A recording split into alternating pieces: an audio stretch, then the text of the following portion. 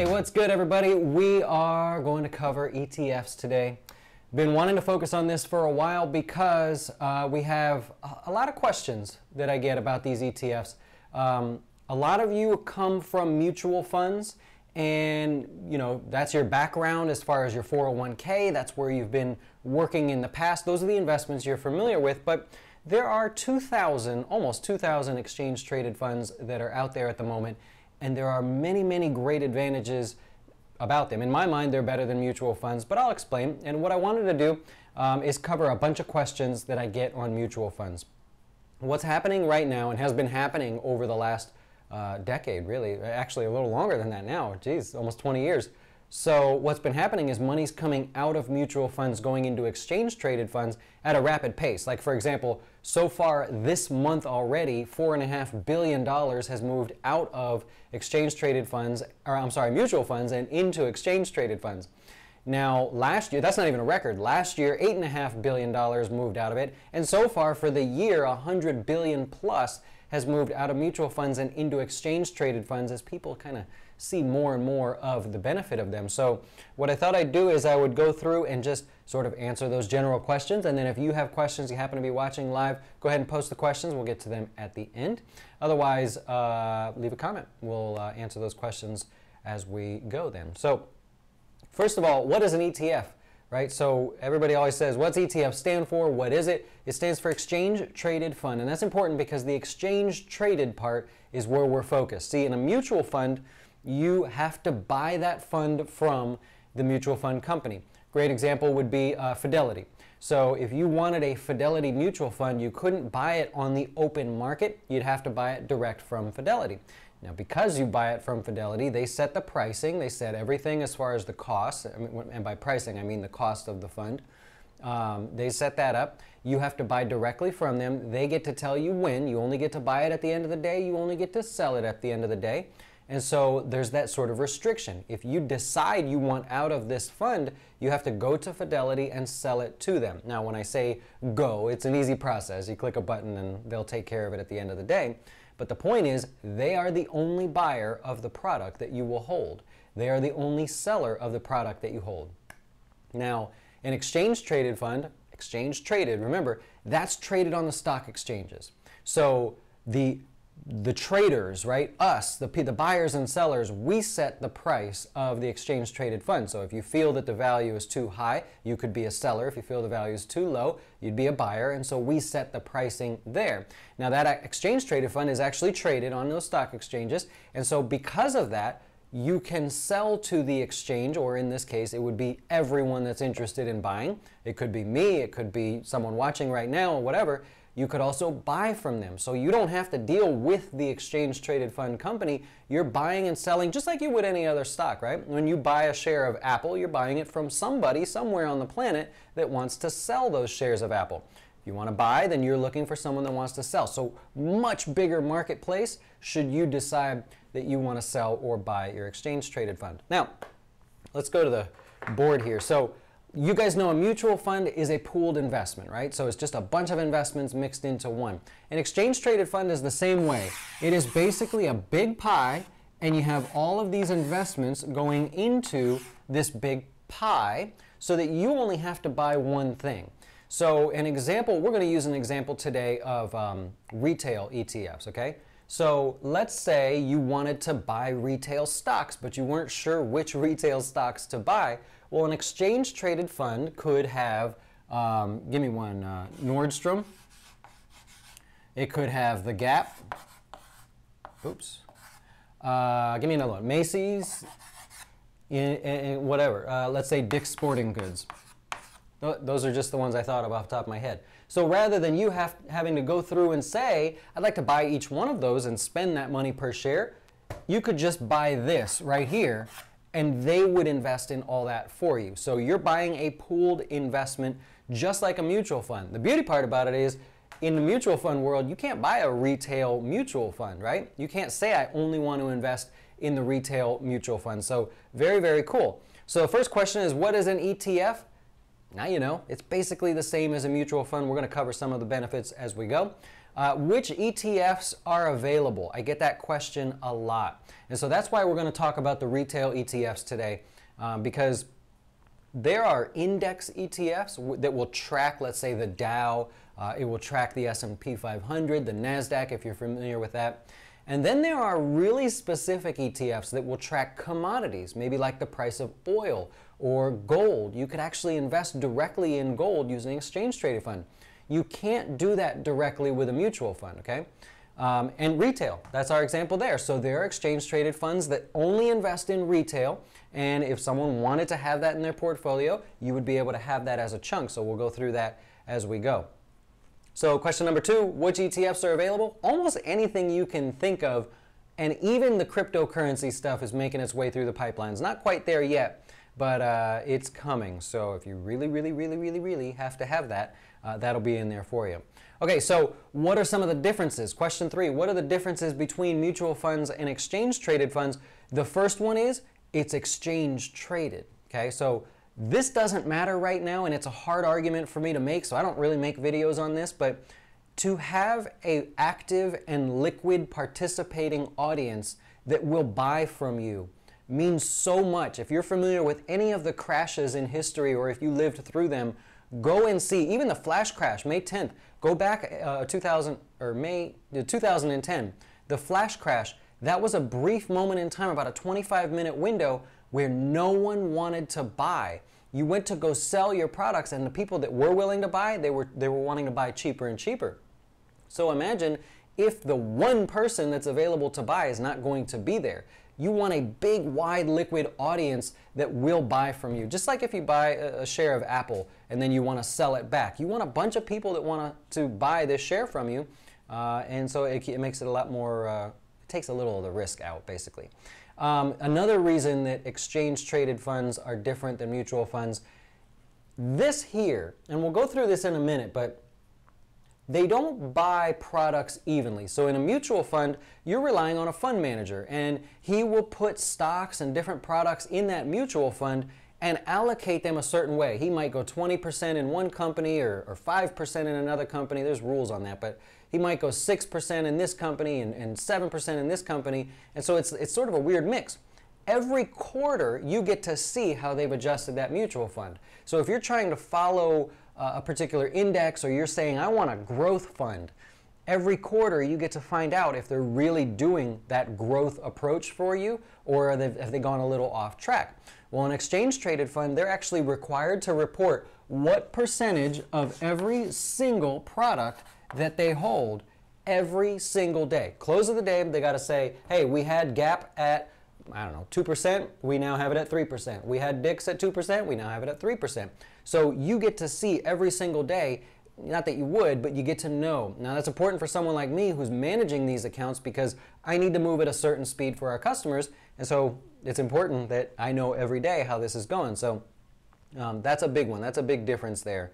And then the big one really is just the tradability, the ability to buy and sell at a moment's notice, second by second, really, if you had to, without having to wait until the end of the day. So that's question number 3. What are the differences between mutual funds and exchange-traded funds? Okay, number 4, what is the investment objectives of exchange-traded funds? So just like a mutual fund, you probably don't look into a mutual fund and go, well, it says that it's a global growth mutual fund. You probably don't look any further than that to see, what does that mean? Like, are they investing in only one country that's growing? Are they investing in underserved countries that are starting to grow? What does global growth actually mean?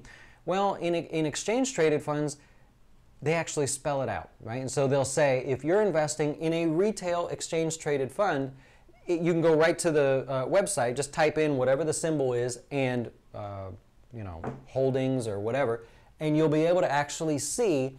They'll say our goal is to do whatever with the retail sector. So we aim to achieve so much of the performance of the retail sector as a whole.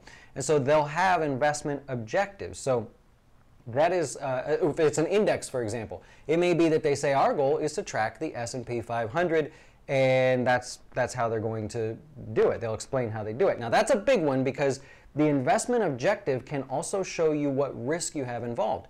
If the exchange traded fund says we aim to track the S&P 500 by buying the 500 stocks in the S&P 500 and weighting accordingly, right? We did a video on this yesterday.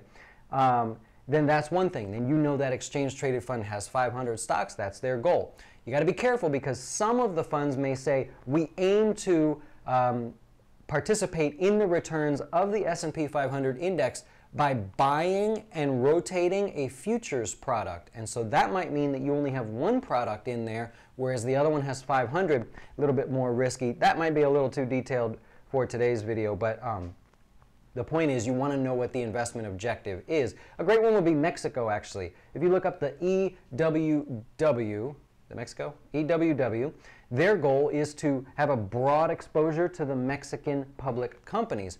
That's cool. There's another one where their goal is to only be exposed to the top 30 Mexican companies, and so that would be a little less diversified. So you really want to know what the investment objective of an exchange-traded fund is, which is different than a mutual fund, because a lot of people don't look and they just say, oh, it says international growth, and I was told to buy that, so I'll buy that. Look carefully at that. The next question that I get, question number 5, what costs are involved in an exchange-traded fund?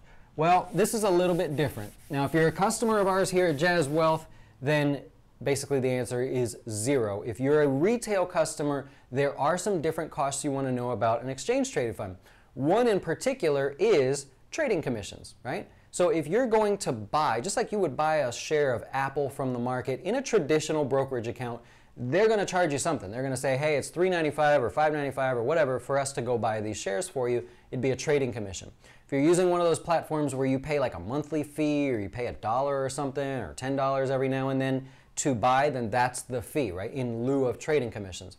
Our customers don't ever pay trading commissions for anything, whether they buy, sell, change their mind later in the day, want to buy again or sell, whatever it is, we don't charge the trading commissions. We actually cover them for you. So that's the first thing, trading commissions.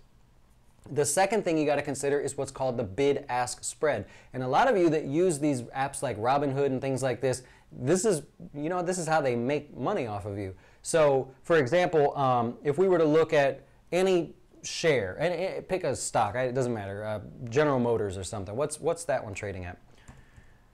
Let's see, General Motors. I don't even have this loaded up. All right, let's say General Motors currently is trading at 43.57 and 43.58. Okay, this is what's known as the bid, and this is what's known as the ask. And I'm really dying to go into a lot of videos about more and more technicals in the markets. It's just they have to be approved. I have to be careful what I say for the regulators, but this is something I would really love to go in. Bottom line is, if you were to look it up right now, you may find an app that says, do you want to buy General Motors for free? Sure, go ahead. What they're doing is capturing the spread. And in this case, it's only a penny. It's not that big of a deal. But this is a cost to you. You should know that that's a cost. You could buy it now for $43.58 and walk away, or you could wait a minute and see if you could get it for a penny cheaper. That spread, although it's only a penny, that is officially a cost. I don't want to make this about buying stocks video, but that's something you need to keep in mind. Also, expense ratios. So just like a mutual fund that has, well, they have the one fee that they publish and then all the other garbage, they also have that bid-ask spread in there as well. And you volunteer to pay that, by the way, when you buy a mutual fund. So know that the expense ratio of the mutual fund is actually a lot higher than what it shows. Keep that in mind. So exchange-traded funds also have expense ratios, and in most cases, those are paid out of the dividends that they collect. So you never actually pay a penny out of your own account. Keep that in mind. Mutual fund, if you buy it, you are giving up your money at the time that you buy and at the time that you sell. You are also giving up money each year for them to manage that mutual fund. In an exchange-traded fund, you give up no money to buy it with jazzWealth because we have no commissions. You might give up a little money in the spread. We don't do that. And you also give up money in the expense ratio. However, they pay that back in the form of dividends. So essentially, it is a wash with a little credit to you, actually. Okay, number 6, how do you know which exchange-traded fund is best for you? Now, I get this question a lot where people say, which exchange-traded fund should I buy? It's not going to be one. Okay, it's going to be a few of them. Don't just buy one exchange traded fund and sit back and hope for the best, right? You want to be sure that you, first of all, you have the ones that you need for the growth that you want, okay? Then from there, you want to make sure you're getting the speed. We always talk about speed here at jazzWealth. If you want to invest a certain way, we want to make sure we have a portfolio for you to push that speed. So make sure you do that for the speed. Don't focus on one exchange traded fund. Number 7, how do you evaluate an ETF? Okay, this is a big one, and I'm going to use the retail exchange traded funds here for a moment. I'm going to give you 2 symbols for retail ETFs. If you want to invest in the retail sector, this is just my example for today. I'm of course not suggesting or recommending this, but if you want to invest in the retail sector, you have 2 really good choices. One is the XRT, and the other is the RTH. Those are just the stock symbols for the retail ETFs. Now, the reason I say you have 2 good choices is because the amount of volume that trades on these 2 exchange traded funds, ridiculous. They are some of the most popular, like for example, average daily volume, 3 million shares trading hands. There is no question that you would be able to buy and sell this at a moment's notice at any time that you wanted to. That was for the XRT. The RTH is going to be a little bit less, I believe. Average volume, 817,000. So still really good there, but that's not as popular of one. So you've got these 2 choices. Why is this one not so popular, by the way? Why does this one demand 3 million shares, this one only close to 1 million? What's the deal? Well, this has to do with the how you evaluate an exchange traded fund. You're going to look for performance, of course, right? What is the goal of each exchange traded fund? The XRT might say, hey, our goal is to do this. The RTH might say our goal is to do something completely different. So first you're going to evaluate what the individual goals of the exchange traded funds are, okay? Next, you're going to look at the holdings inside of them. This is an important one because if you look at the XRT, there are many different retail stocks in there, and they're all right about 1% per position. So they buy all kinds of different stocks and they add about 1%. There's a little fluctuation in there per position. Big deal here. So you know that you are spread out over the retail sector. That is the goal of the XRT. The RTH, they also buy many different stocks, but they chose to take a different route. They chose to put 21% in Amazon and 10% in Home Depot. Well, that's not very diversified. That's 30% over 2 different stocks. You better hope do really well. So while you look at this and go, well, that's a retail ETF. That's a retail ETF. Yeah, that's how they promote themselves, but in reality, this is a very diversified one, and this one is very specific. If you happen to like Amazon, and that's you know, Home Depot and Amazon are 2 companies that you really like, well, then that one's a better bet. But in this case, for the long term, you're really resting 1/3 of your investment on 2 different companies. I don't like that idea so much. So make sure that you're evaluating the holdings, not just the performance, right? In a mutual fund, everyone goes to the performance. They all want to see how it does. Make sure in an exchange traded fund, it's great that you see how it performs, but you also want to make sure you understand the holdings as well. Happy to help if that's something that comes up for you. Now, question number 8, how should I use exchange traded funds?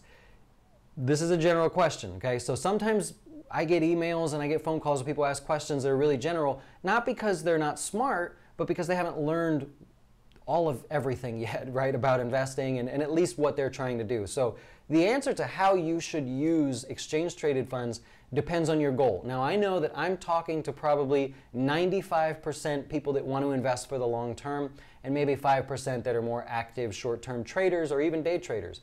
If you're a day trader, then you pick the ETFs that have the most liquidity, the most volume, the most activity. I don't think I need to say that or tell you, you know. There's only about 20 of them that you're going to focus on. Believe it or not, there are 2,000 exchange-traded funds out there, and less than 1% of them get half of the money that goes into exchange-traded funds. So it kind of works like America, right? There's all kinds of people out there, and 1% of the population gets a lot of the money. So it's the exact same way in exchange-traded funds.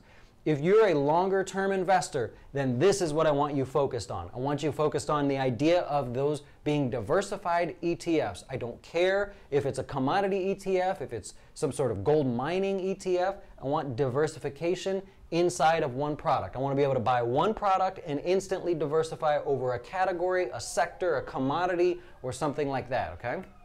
So definitely check that out. And then if you're more of a short-term trader, then you might want something where you could use options on, right? It's going to be one of those 20 ETFs where you might be able to do something a little creative as far as trading goes. All right, number 9, should you use exchange-traded funds over mutual funds? What do you think? So after today, after talking about all the benefits of them, having the same risks as mutual funds or similar risk as mutual funds, but still having that greater opportunity, the more liquidity, the ability to trade with everybody, it's kind of a better deal to go with exchange-traded funds. Whether you choose us or not at jazzWealth, we actually use exchange-traded funds in almost every one of our portfolios. We have 2 stock portfolios, but the rest of them are all exchange-traded funds because we like to say we don't invest in things that cost you money. If you go to any other financial advisor, they're choosing mutual funds, well, that doesn't make any sense. You're paying them to buy products that are then going to cost you money. I don't like that. I don't like that idea at all. There's so much more flexibility in exchange-traded funds. I hope you will consider exchange-traded funds. And lastly, if you want to stick around for just a moment, the question I get is, can I use derivatives in exchange-traded funds? Now, this is going to be a little more advanced, but you absolutely can use derivatives in a lot of exchange-traded funds. We use them for our retired customers. When you retire and you're working with us at jazzWealth, what we do is we actually start renting out those exchange-traded funds. You may have seen a video. We call it Rent Out Your IRA. And so you can use those and pit them against each other. For example, check this out. Remember our video about beta? And I'm basically done. If anybody else, if you guys want to go, if you're watching live, I'm basically done. This is kind of interesting. Remember our video about beta and how some stocks move at a more rapid pace than others? Well, actually, some stocks and ETFs move in the inverse of whatever the underlying is. So I'll try to make it more simple. So for example, you could have an oil ETF and you could have a bond ETF. All right? Over a 5-year period, if you look up some of these ETFs, this one will have a negative negative correlation to bonds, which are currently 20. So basically, this is saying this is moving backwards at this pace. For every move forward, this is making it this pace. What do you see here? These essentially cancel each other out. They're almost pulling exactly the same way. So what that means is if you invested in both of these and you had both positions, this one would show a profit for every loss that this showed, right? And so why would you do that? Why would you invest in something where you would win just as much as you would lose and the 2 positions would play tug of war with each other? And that's because you can rent them out. You could take both of these positions knowing that you can't win or lose on them as a profitable position, but then you can rent this one out and let someone pay you, and you can rent this one out and let someone pay you, all the while these 2 positions sort of butt heads against each other. That's all I got for that one. I really enjoyed talking about that, so I will maybe come back to another video on that. All right, if you have any questions, happy to answer the questions. Otherwise, we'll wrap it up. AJ says, any idea what percentage of total money moved out of mutual funds is allocated to ETFs in the same time frames as you mentioned? So to compare with where else money is moving, stocks and metals. Actually, the study that I gave you earlier about $4.5 billion coming from mutual funds last week was last week. So it's tracked on that sort of basis. 2 weeks ago was $8.5 billion. So that's actually tracked very closely. It's a very popular metric that people like to follow. As far as which ETFs they go into, half of that money goes into the top 20. So search by volume, and half of those go into that top 20 list there. Thanks, Elliot. buy on margin. If you're a short-term trader and you're not using it, then yeah, you're missing out. Well, wait a second. ETFs are more liquid. That can be a bad thing if you invest emotionally. Am I right? I'm not saying one is better, but just playing with devil's advocate. If you feel like, so if you have one of those brokerage accounts where you can trade actively, or you use one of those free services where you pay for that active service, then I would say, yeah, it can be a problem. Yeah, if you like to trade actively in a longer term account, you just got to show some discipline there. It might be best to have a short-term account and have a long-term account. Like, my history is teaching traders. I taught short-term trading, day trading, and all that stuff for years. And so a lot of my customers, they are still day trading and doing their short-term trading. They just want us to focus on retirement. So we manage their retirement accounts. They handle the day trading. That way they don't get in any trouble. I would say over half of my customers are actually in that camp. So there you go. Okay, but also has VIX and pay fees. I guess, yeah, I'm not a big fan of the VIX ETFs. VIX is a very different animal all around. So I have some very sort of interesting ways I like to play that, but no, I would never use any volatility related exchange traded fund. Carrying costs are too high, and you're asking for it if you play the short side. AJ, I mean, when mutual fund investments are shifted, where else is the value going besides ETFs? That's a good question. Is there something that shows the outflows of mutual funds to exchange traded funds, and then any leftover cash, where is that money going, if that's what you're asking? That I don't know. Actually, I don't think there is any study for that. I know that the outflows from mutual funds to exchange traded funds and vice versa, I know that's tracked very, very accurately. But if there is any spillover or any excess cash, where does it go? I'm interested. I would like to see. I might look around and see if there's any stats on that, but none that I know of, none that I've ever checked, actually. That's a good question. Why, you want to follow that money? That's the money he wants to follow. All right, so that's it. I want to wrap it up. I know it was a longer class than normal. I appreciate everybody that came in to visit and watch it live. If you have any questions about exchange-traded funds, if you need any help with investments, short-term or long-term, that include those exchange-traded funds, that's what we do. That's our focus. I want to slowly start showing you more of the geeky side of jazzWealth, because we're allowed to now. We're starting to get more of the ability to do that. So we're going to start doing that little by little. We'll talk more and more. Have a great day, everybody. We will talk to you soon. See, the problem with budgeting is all of the financial gurus out there, all of the blogs just give you general advice, get you all pumped up to go budget, and then you get going and you have no idea where to start. Let's talk about the big ticket items that can financially ruin you if you don't know how much to spend and how much to budget on them. Emergency funds, retirement savings, this is a class about specifics. We are not going to motivate you. I am not going to inspire you. I'm going to educate you on exactly what you need to do with your budget, with these big ticket items and the big portions of your budget, so that you and your family never stress about budgeting your money again. If you sign up before June 8th, then we're giving you lifetime access to Nest Egg, our personal financial portal where you can get your dough straight.